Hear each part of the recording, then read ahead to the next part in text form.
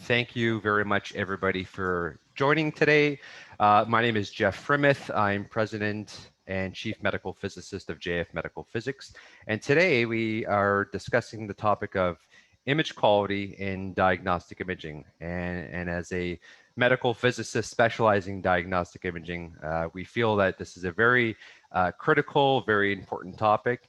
And I think we have a very distinguished panel of speakers to help us dwell into this topic a little bit more. So maybe the first speaker, Dr. Fanny, if you can tell everybody who you are and a little bit about yourself, that'd be great. Good afternoon, everyone. So my name is Dr. Parisa Fanny. I'm basically a community radiologist based in Ontario, Canada, mainly in Richmond Hill and GTA. Okay, great. And Caroline. Hi, I'm Carolyn Darling. I'm currently a technologist at a Windsor, Ontario. I work for an IHF and I specialize in mammography and also with general X-ray. Excellent, great. Christina? My name is Christina Nikolic. I do supervising and management of IHF facilities in Toronto and additional few in Ontario.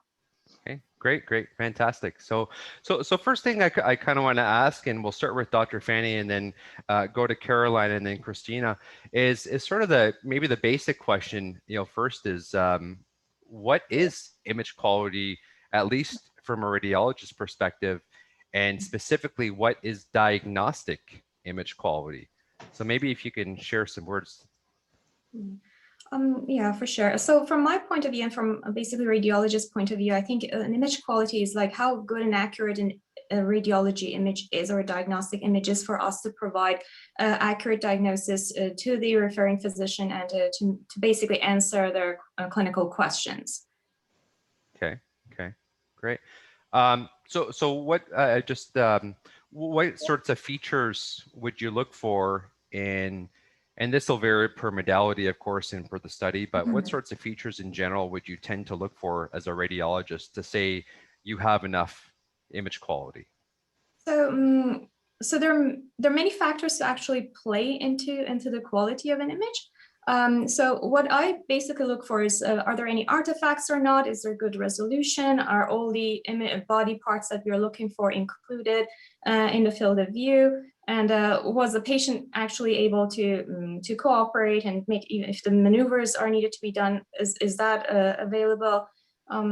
So as I said, there are different technical factors as well, but I leave that to you. So you're the physicist and the expert to give more details. But okay, no, that's great. So maybe we'll get the technologist perspective on this. Carolyn?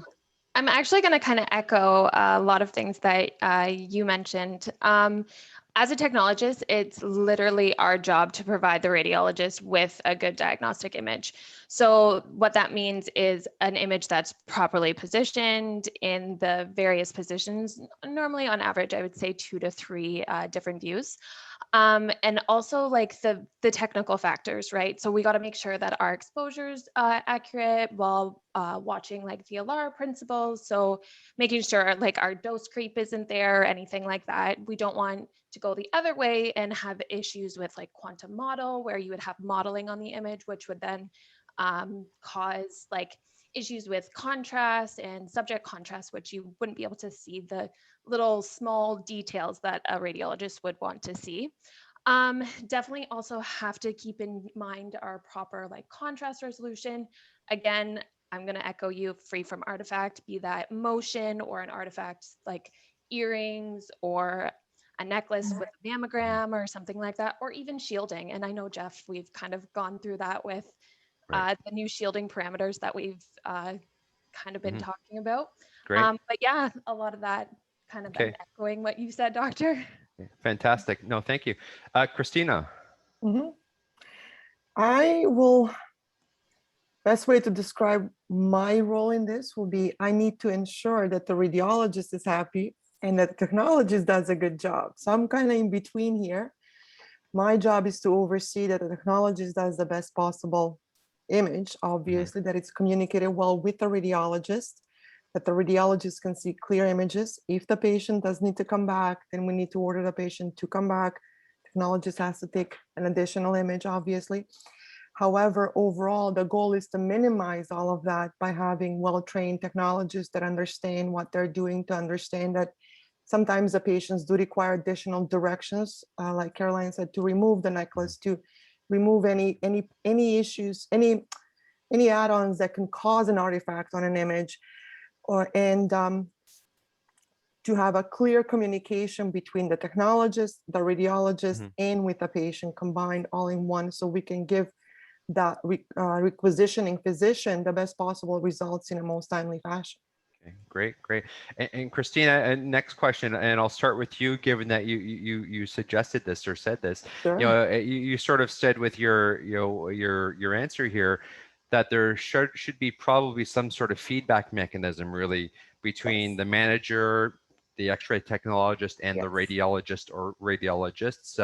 How should sites sort of try to structure that feedback, or what should that feedback mechanism look like? Yeah, it should be teamwork. The way we have structured it, I'm pretty sure all the sites are doing it the same way, but it is all about teamwork where there's a clear-cut communication between the technologist and the radiologist.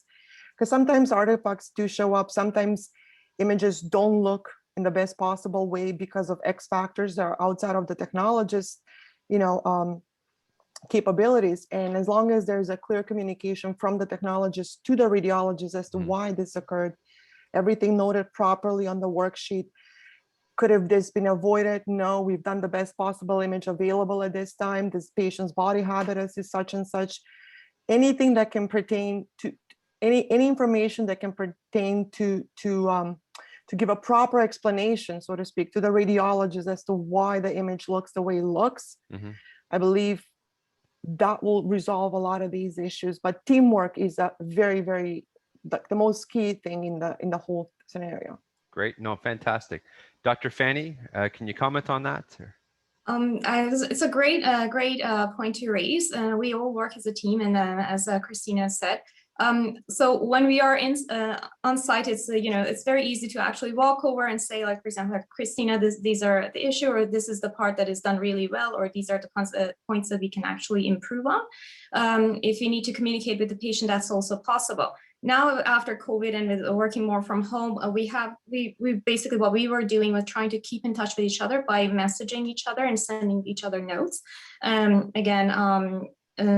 Bringing up points, whether there has been artifact, whether part of the body is not showing, or as you said, the patient factor that comes into play. If the patient has, for example, mobility limitation and they cannot pose in a certain way, and the technologist has a problem with that, we can discuss it and maybe offer something, or actually at least communicate that to the referring physician in our report, which is also, I think, very important to let them know that there are limitations, there are some points that we need to bring attention to. Yeah.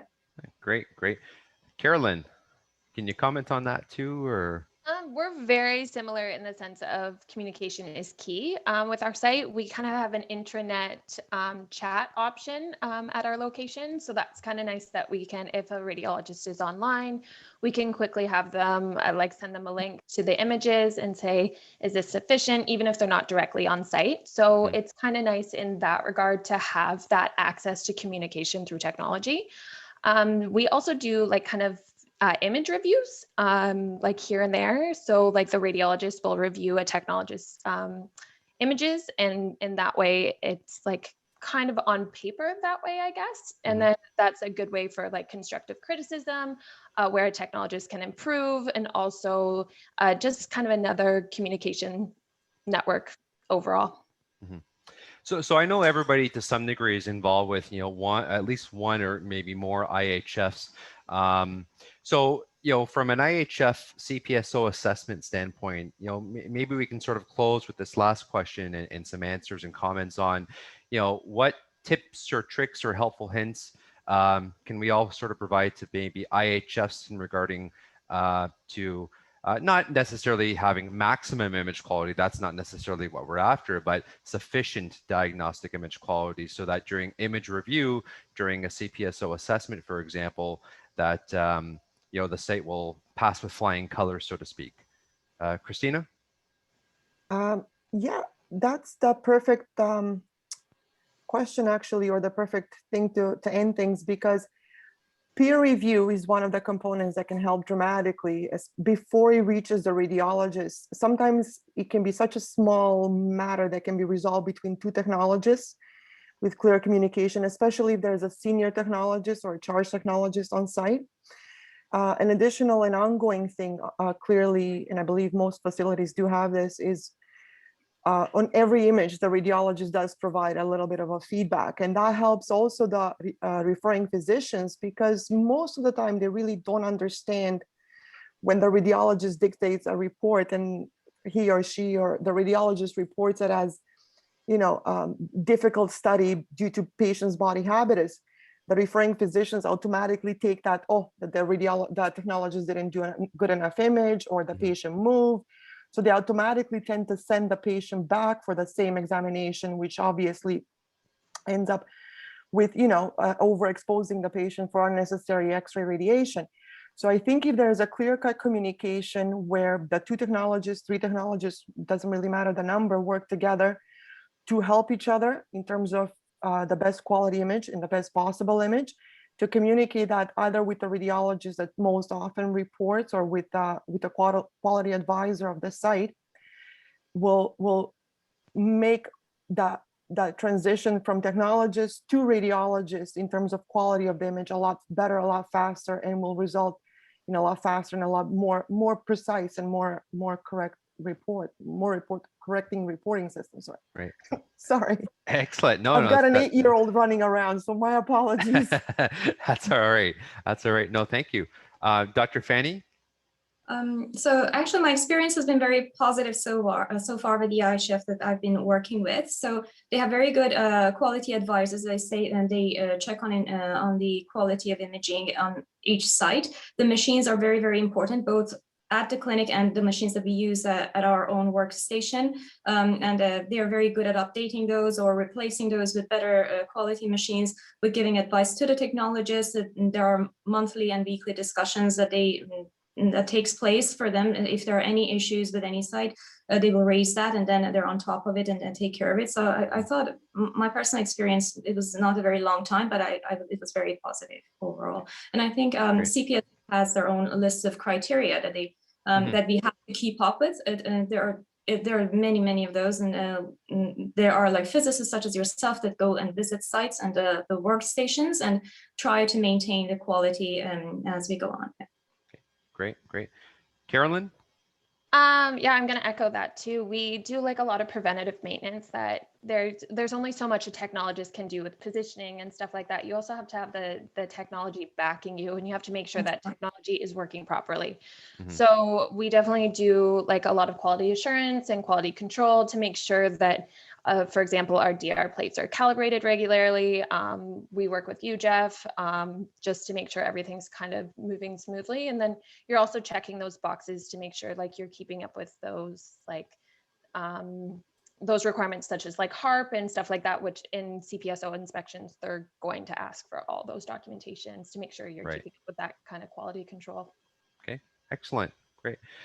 Well, I appreciate everybody's time. I think this has been fantastic and definitely informative. And so those of you that will be watching this, you know, if you have any questions, you can contact JF Medical Physics at jf@jfmedphys.com, and hopefully we can answer whatever questions you may have.